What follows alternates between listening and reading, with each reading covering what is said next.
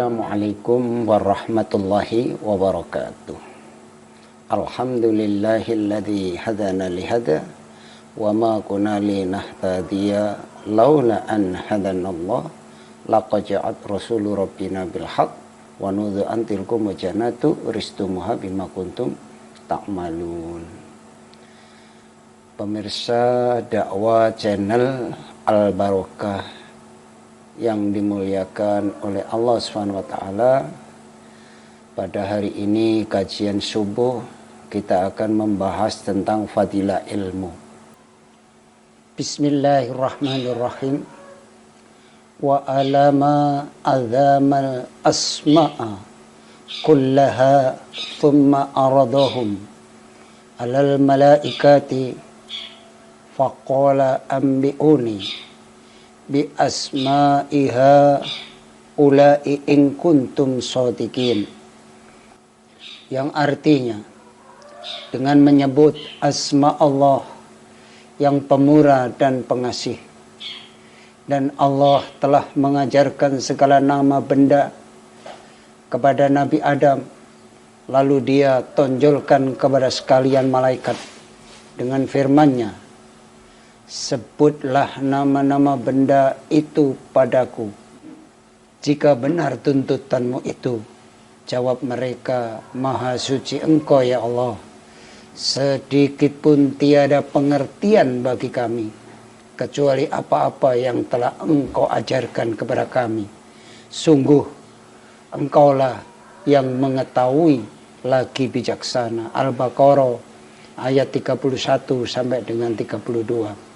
Nabi SAW bersabda, Inna anjakum yawmal qiyamati min ahwaliha wa matiniha aktsarakum alayya sholat. Sungguh orang yang paling banyak bersolawat kepadakulah kelak di hari kiamat, yang paling bersih, bebas dari urusan dan tempat-tempat tiris menakutkan. Sebagaimana dari Abu Hurairah radhiyallahu an, Nabi sallallahu alaihi wasallam bersabda, man salaka tariqan ilal ilmi salakallahu bihi tariqan ilal jannah wa anal alima yastaghfiru lahu man fis samawati wa ma fil ard hatta al-khitani fil bahri innal ulama warasatul anbiya. Siapa menempuh jalan menuju ilmu pengetahuan, pasti Allah menyalurkannya jalan menuju surga. Jadi siapa yang senang duduk di majelis ilmu, maka dia dituntun menuju jalan surga, karena majelis ilmu adalah taman-taman surga. Siapa mau duduk di taman-taman surga, maka dituntun menuju jalan ke surganya Allah SWT. Di sini juga Allah menjelaskan sesungguhnya para penghuni langit dan bumi serta ikan-ikan di lautan seraya beristighfar. Jadi orang yang mau duduk di majelis ilmu, orang yang mau mendengarkan nasihat-nasihat ilmu agama, maka Allah memberikan suatu keberkahan bahwa ikan-ikan di lautan semua berdoa memohonkan ampun kepada orang-orang yang senantiasa mau duduk di dalam majelis ilmu.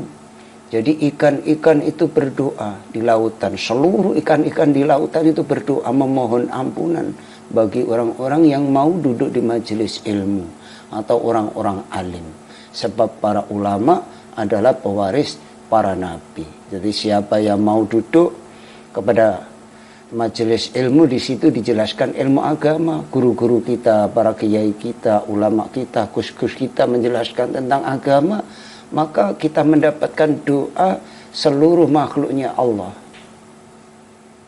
Itulah keutamaan, keistimewaan fadilah ilmu. Maka jangan sampai kita ini tidak duduk di dalam majelis ilmu dalam 1 minggu. Karena Orang yang tidak duduk 1 minggu atau 40 hari di majelis ilmu, hatinya akan dimatikan oleh Allah Subhanahu wa taala. Dari Abu Dzar radhiyallahu an, Rasulullah sallallahu alaihi wasallam bersabda, "Ya Abadarin, la antadhu wafatu alima baba min kitabillahi ta'ala khairu laka min antusalliya mi'ata rak'ah wala an taghdu wafatu alima baba minal ilmi umila bihi awlam ya'mal khairu laka min antusalliya alfa rak'ah." Ya Abu Dzar, sungguh pagi-pagi kamu belajar 1 bab dari kitabnya Allah. Jadi ini pesan daripada baginda Nabi kepada sahabatnya. Ya Abu Dzar, sungguh pagi-pagi kamu belajar 1 bab dari kitabnya Allah. Lebih baik bagimu dibanding kamu sholat 100 rakaat. Dan sungguh pagi-pagi kamu mengajarkan atau masalah ilmu pengetahuan diamalkan atau tidak adalah lebih bagus dibanding kamu sholat 1000 rakaat. Begitu besar manfaat dan fadilah daripada majelis ilmu. Duduk saja mendengarkan, paham tidak paham 1 bab tentang ilmu yang kita dengarkan, maka Allah memberikan pahala yang sangat besar, yaitu seperti kita mendapatkan pahala sholat 100 rakaat. Dan kalau pagi-pagi seperti hari ini, kita setelah sholat subuh, apa yang kita kaji, apa yang kita dengar dari majelis ilmu, kemudian kita ajarkan kepada anak istri kita, maka diamalkan atau tidak oleh keluarga kita, maka dibanding sholat 1000 rakaat masih banyak pahala daripada kita menyampaikan ilmu yang kita dapat dari majelis ilmu tersebut.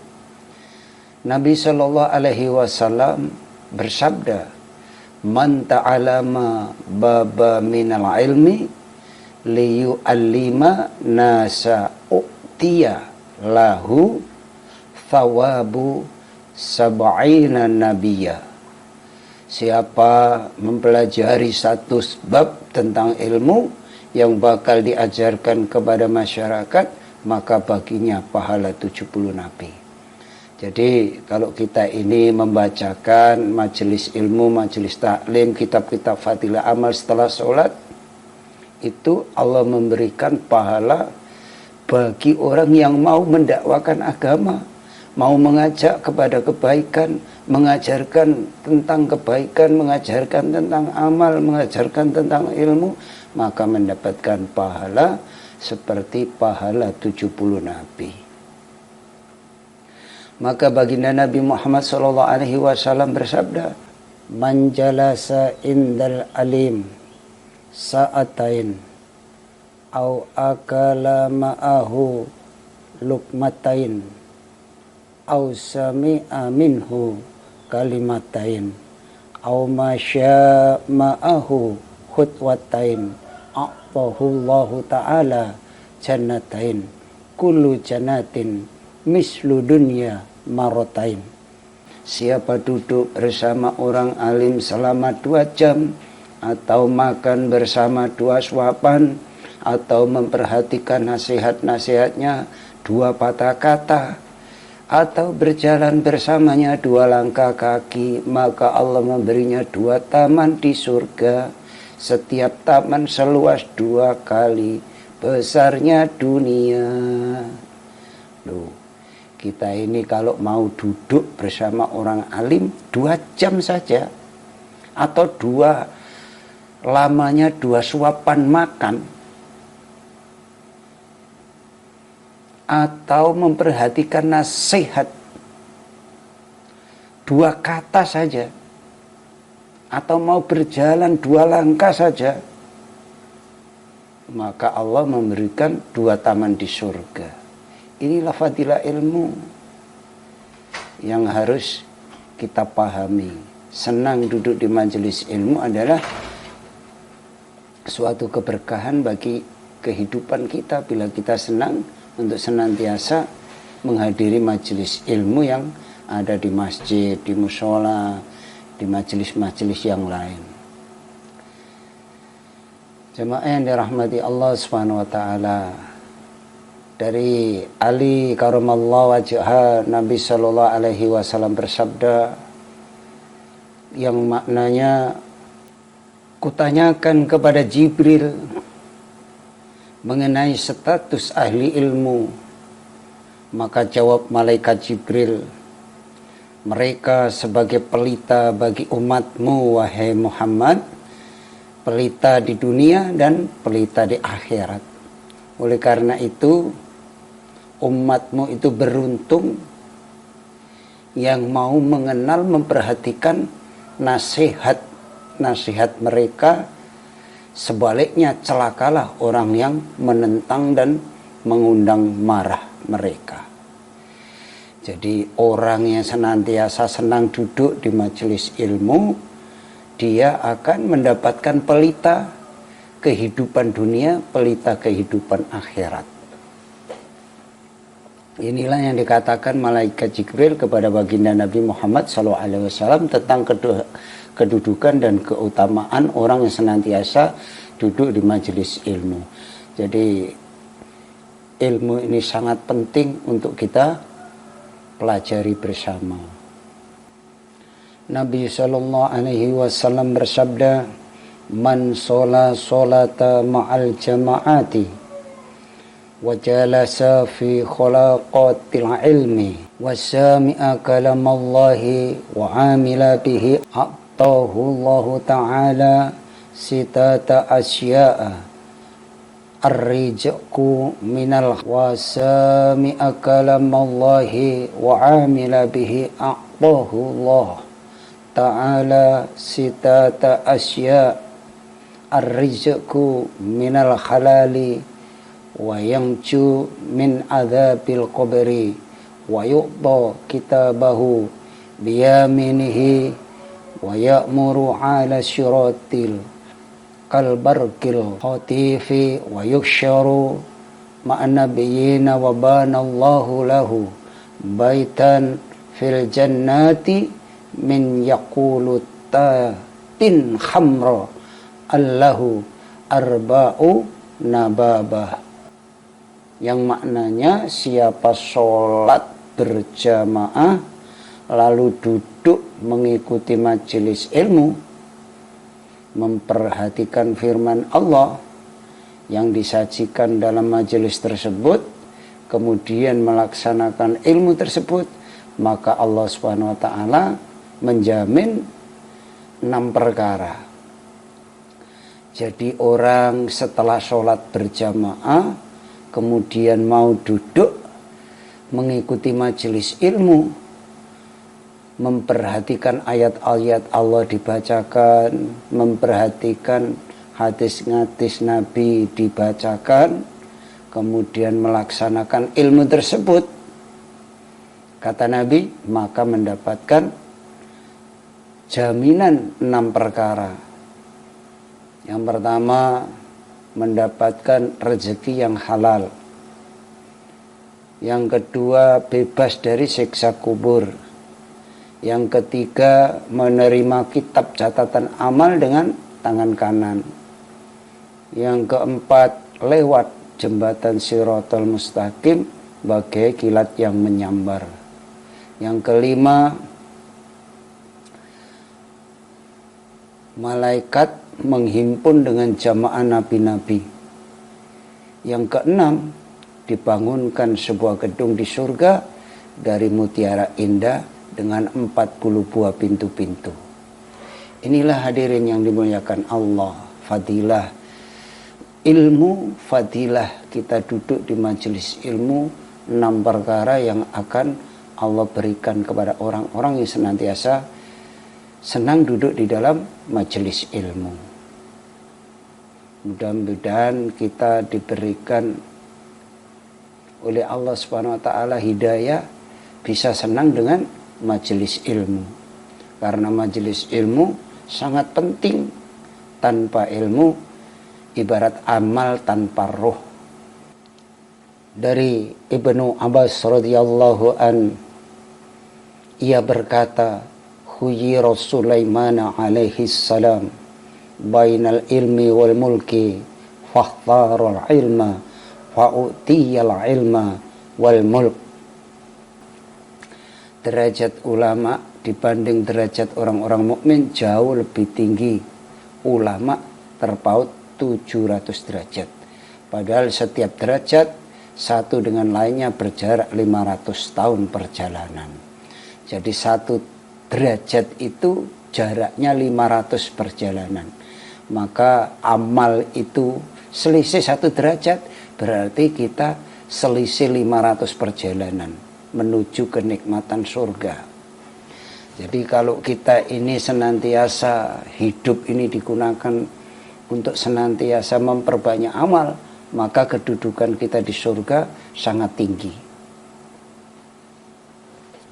Maka hadirin yang dimuliakan oleh Allah Subhanahu wa taala, ilmu dan amal, ilmu lebih utama daripada amal. Jadi ilmu itu lebih utama daripada amal. Makanya kita beramal tanpa ilmu, maka kurang bagus. Dengan 5 faktor yang sangat menonjol. Jadi kedudukan ilmu itu dibanding amal ada 5. Yang pertama, ilmu sekalipun tanpa diamalkan, ia tetap utuh keadaannya. Tetapi sebaliknya amal tidak bakal terwujud dengan meninggalkan ilmu. Nah, jadi amalan itu tidak ada wujudnya kalau tanpa ilmunya. Maka berilmu dulu baru beramal. Kita sholat harus tahu ilmunya sholat. Kita sholat tidak tahu ilmunya, maka tidak akan wujud di dalam kehidupan kita sehari-hari. Kemudian yang kedua, ilmu sekalipun tidak diamalkan, ia bermanfaat bagi pemiliknya. Tetapi sebaliknya amal tidak bakal berguna dengan meninggalkan ilmu. Jadi amal itu nek ora ono ilmune, ora enek gunane. Makane ngamal kudu duwe ilmu. Nah ini Kanjeng Nabi yang dawuh. Kita ini hanya menyampaikan saja. Kalau gitu nggak usah amal. Lah itu urusan panjenengan dengan Allah. Yang penting kita menyampaikan ilmu agar kita ini beramal dan berilmu. Kalau beramal tanpa ilmu tadi diceritakan tanpa ada wujud, maka sebaiknya ya beramal, ya berilmu, sehingga kita mendapat barokahnya amalan yang kita kerjakan. Yang ketiga, Nabi sampaikan, amal bersifat positif. Bahasa Jawane pancet, ora berubah. Tetapi sebaliknya ilmu bersifat aktif, menyinari lingkungan sekitarnya seperti pelita. Jadi ini amal itu wis kanggo awake dhewe. Tapi ini ilmu, manfaat, pelita, cahaya bagi lingkungan sekitar. Jadi ini ilmu niku ditularne nyinari lingkungan sekitarnya, dadi padang, uripe dadi toto. Itulah kedudukan ilmu. Wong ngamal ya wis ngono-ngono wae, ora enek perubahan. Tapi nek ngamal nganggo ilmu pasti akan menjadi cahaya pelita di dalam kehidupan. Yang keempat, Nabi katakan ilmu adalah makom para nabi. Bertolak dari hadis baginda Nabi Muhammad SAW, ulama'u ummati kana biyai Bani Israel.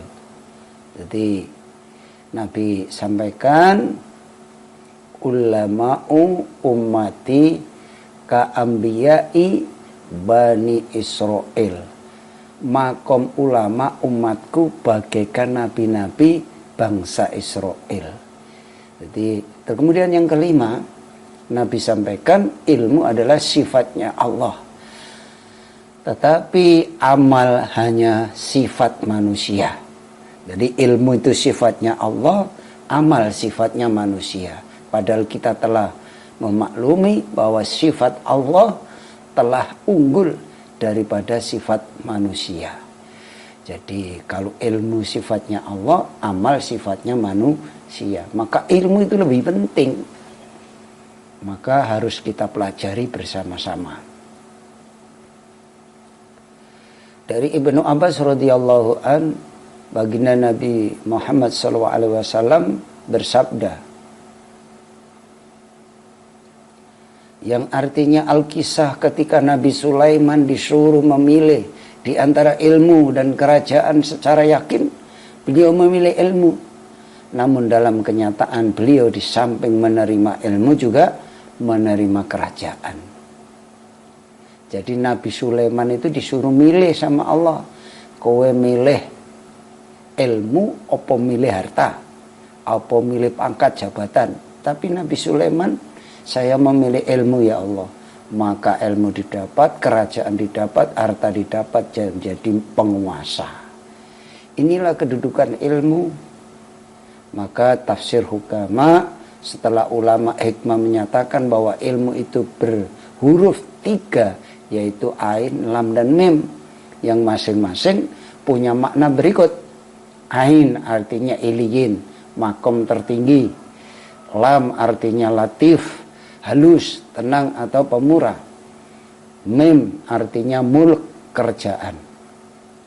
Ketika huruf tersebut berkaitan dengan pemiliknya, membawa pengaruh. Berikut ain dapat menjunjung pemiliknya ke tingkat derajat tertinggi. Mulia. Lam dapat membina pemiliknya berwatak lemah lembut. Jadi orang yang berilmu itu punya watak yang lemah lembut. Tidak mudah menyalahkan orang lain, tidak mudah terombang-ambing oleh opini-opini yang saat ini sedang berkembang. Kalau kita diajak mencaci maki orang, itu senang sekali, apalagi di media sosial saat ini. Tidak tahu kebenarannya, asal dibagi begitu saja. Bahwa kita ini tidak tahu membagi sesuatu keburukan orang lain, kita bersedekah jariah dosa.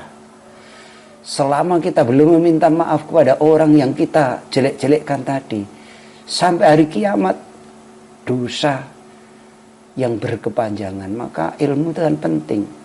Orang yang punya ilmu punya watak yang lemah lembut, tenang dan pemurah, serta dermawan. Dan mem dapat membina pemiliknya berjiwa pemimpin, atau mungkin menjadi penguasa atau raja.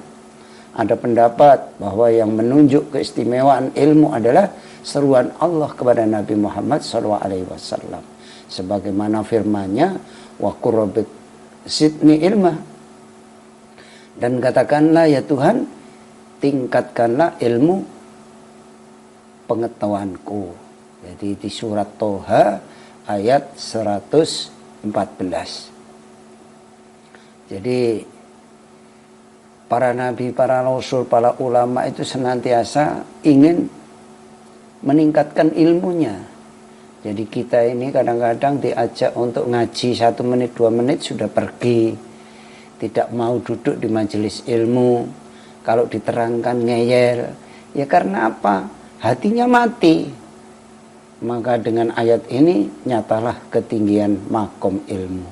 Jadi kalau kita ini sudah berilmu, makom kita di sisi Allah akan tinggi. Sekalipun Allah telah mengisikan berbagai macam ilmu kepada Nabi Muhammad sepenuhnya, namun beliau tidak diperintah mencari tambahan apa-apa kecuali ilmu.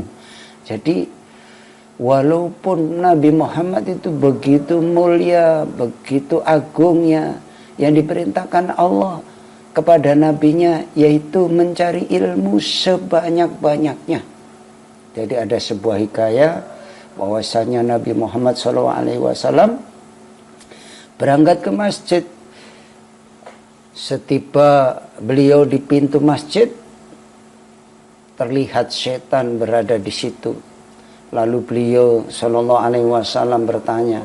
Jadi Nabi ini bertanya kepada iblis tadi yang di depan pintu, "Hei iblis, kenapa kau berada di sini? Apa maumu iblis?" Maka jawab baginda Nabi, "Sebetulnya aku hendak masuk masjid ya Rasul, dan menggoda orang yang lagi sholat itu loh. Namun apa daya, rasa gentarku terhadap seorang pria yang tengah tidur pulas itu loh." Jadi orang yang tidur pulas itu ditakuti oleh iblis, mengakibatkan rencanaku gagal. Lalu baginda Nabi bertanya, "Orang tidur kok kamu takuti?" Terus bertanya kepada iblis, "Rasulullah, hai iblis, kenapa kau tak gentar terhadap dengan orang yang sholat?" Jadi kamu itu gak takut kepada orang sholat, gak gentar kepada orang sholat, tapi kok malah takut kepada orang yang tidur di sebelahnya itu loh. Padahal ia tengah beribadah dengan bermunajat kepada Tuhannya. Lah wong sholat itu bermunajat kepada Tuhannya, kowe rawat iblis. Lah ana wong turu malah bawa deni. Kowe ra wedi wong sholat, tapi wedi wong turu mau. Alasanmu apa, iblis? Nek bahasane gampangane jelentreh nih ngoten niku. Bahkan yang kamu takuti orang yang lagi tidur pulas. Dan orang tidur itu kan lupa, kamu kok takut? Maka jawab iblis, orang yang tengah mengerjakan sholat itu bodoh ya Rasul, gak punya ilmu, gampang dipercaya. Tetapi orang yang tengah tidur itu alim, punya ilmu. Maka jika aku memperdaya pelaku sholat dan merusak sholatnya, khawatirku timbul jika orang alim itu bangun lalu membetulkan sholatnya si bodoh tadi. Kemudian baginda Nabi Muhammad SAW bersabda, "Naumul alimi khairun min ibadah jahil." Jadi tidurnya orang alim lebih utama daripada ibadah orang-orang bodoh.